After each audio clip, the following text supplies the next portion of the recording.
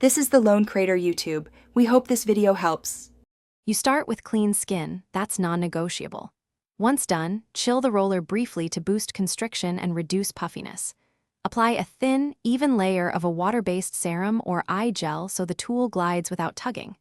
Use your pointer and middle fingers to steady the skin. This prevents stretching.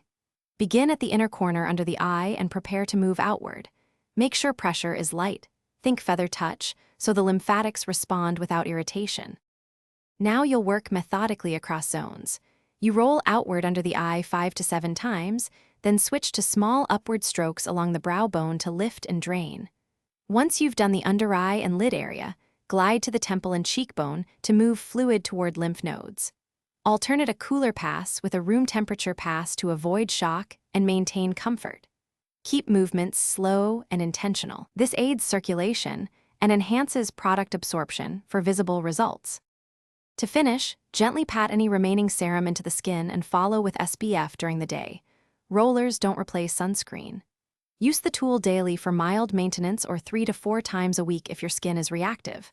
Make sure to clean the roller after each session with mild soap and air dry.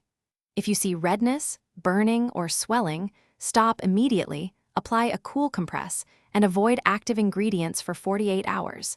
If it persists, consult a professional. Thanks for watching. Consider subscribing if we helped you.